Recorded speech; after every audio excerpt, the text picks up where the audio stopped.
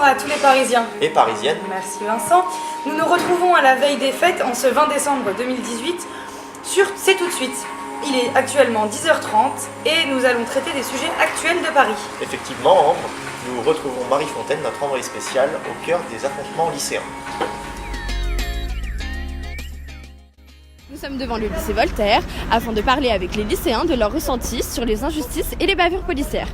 J'ai déjà vécu des blocus qui se sont mal passés, donc la porte avait brûlé. Il y a aussi des violences faites par les lycéens, mais les CRS réagissent mal généralement. Même quand tout se passe bien, ils réagissent mal. Ils sont tout de suite dans l'attaque, dans la violence. Les jeunes se sentent méprisés par les forces de l'ordre. Nous retrouvons maintenant un chef de la police municipale qui a joué un rôle important durant ces manifestations. En tant que chef de service, donc, il y a principalement un rôle de management, d'organisation du service. La mission de son équipe est donc de réduire la délinquance lycéenne tout en respectant la loi. Force, en l'occurrence, doit rester à la loi, ce qui nous a obligés à montrer un petit peu les dents, tout en mesurant la force. Alors il y a eu effectivement du lacrymogène, puisque la pluralité des auteurs a fait que on serait vite fait déborder s'il n'y avait pas eu, en tout cas, cette dissuasion. Et puis après, il y a eu quelques interpellations. Il y a un moment où on sait très bien que s'exposer ou faire du désordre, en faisant du désordre sur la voie publique, on s'expose à des sanctions ou en tout cas à une répression toute mesurée comme cette dernière par la police. Dans cette période tendue de manifestation, les forces de l'ordre tentent de maintenir le calme face à des individus parfois trop jeunes.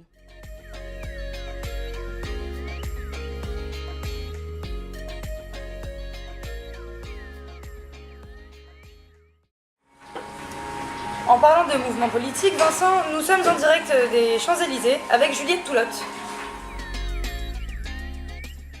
Bonjour à tous, je suis sur la place de l'Étoile en face de l'Arc de Triomphe. Notre question aujourd'hui, après les dégâts qu'ont causés les gilets jaunes ces derniers samedis, comment les commerces parisiens se préparent-ils? Allons voir ça. En route. Comme on peut le voir, les magasins sur les Champs-Élysées ont des mesures de protection pour leur devanture. Des barrières en bois ou en métal, tous les moyens sont bons pour éviter les dégâts. Les distributeurs des banques ne seront pas accessibles et le shopping devient de plus en plus compliqué. Pour en savoir plus, nous nous sommes entretenus avec Shane, vendeuse chez Pommes de Pain sur les Champs-Élysées, qui a été présente lors des manifestations. Allons l'écouter. Donc je m'appelle Shine, j'ai 20 ans et je travaille actuellement à Pommes de Pain qui se situe sur les Champs-Élysées. Ces événements dus aux gilets jaunes, ça a été des gros dégâts. Notre terrasse elle a été complètement ravagée. On a eu même de la bombe lacrymogène qui est rentrée dans le magasin, donc on a été tous touchés par ça. On nous a même cassé la vitrine. Franchement, on a eu pas mal de dégâts auxquels surtout on s'y attendait pas du tout.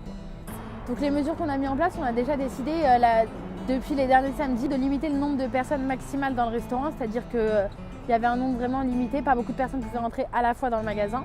Et en plus de ça, les clients ne pouvaient pas manger sur place, c'est-à-dire qu'ils étaient obligés de prendre leur nourriture et de manger à l'extérieur.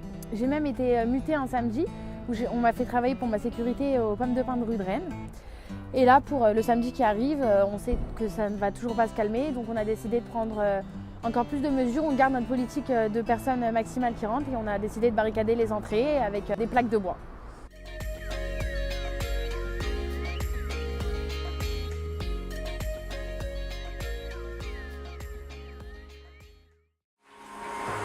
Et voici la touche culturelle de notre émission, la nouvelle exposition du Palais de Tokyo. Charlotte Prieur y est allée pour vous. Bonjour à tous. Nous nous retrouvons aujourd'hui à quelques pas de la Tour Eiffel, au Palais de Tokyo, pour y découvrir la nouvelle exposition On Air de Thomas Saraceno. Cette exposition met en scène la vision utopique de l'univers de l'artiste, entre des toiles d'araignée, des illusions, des créations originales et des jeux de lumière et de son. Thomas Saraceno nous présente l'écosystème des airs de son futur. Nous retrouvons notre envoyé spécial Vincent Hegel dans une pièce un peu particulière. Cette salle, c'est un peu la conclusion de l'exposition. C'est pour ça qu'elle se trouve au niveau de presque à la fin. C'est-à-dire qu'au niveau des toiles d'araignée qu'on voit au début, au niveau des structures un peu architecturales qu'on voit dans les salles d'avant, elle rejoint un peu, on va dire qu'elle fait une conclusion de tout ça, une énorme synthèse entre toiles d'araignée, structure architecturale. Et en fait, il est entre architecture et sciences.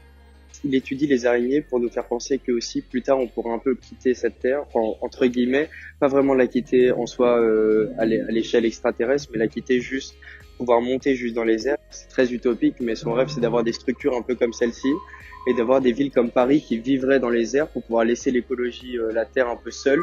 Et du coup, nous on pourrait vivre un peu comme des cités.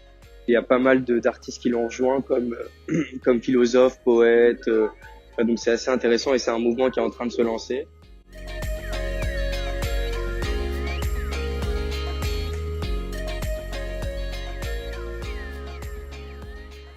Et enfin, le moment tant attendu de notre émission, la chronique Social Secret avec Lola Abid. Bonjour à tous, on se retrouve aujourd'hui pour un reportage autour de la télé-réalité.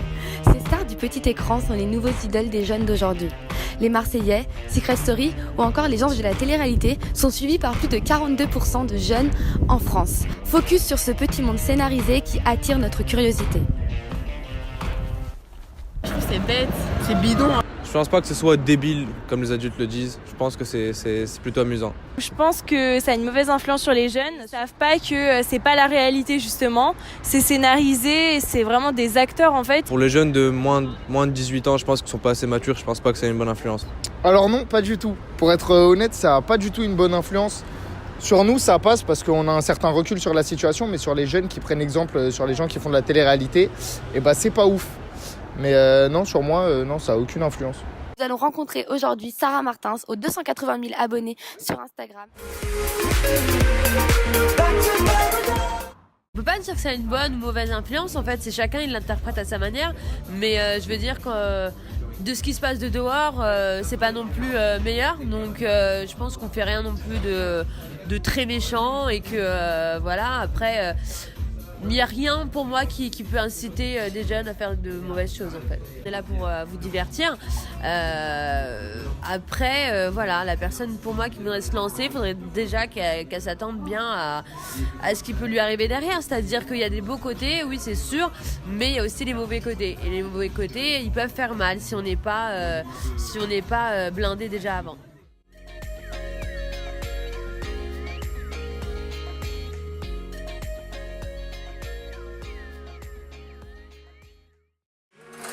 Merci de nous avoir suivis. On se retrouve la semaine prochaine. Merci Anne. Merci Vincent, à la semaine prochaine. Et n'oubliez pas, c'est tout de suite.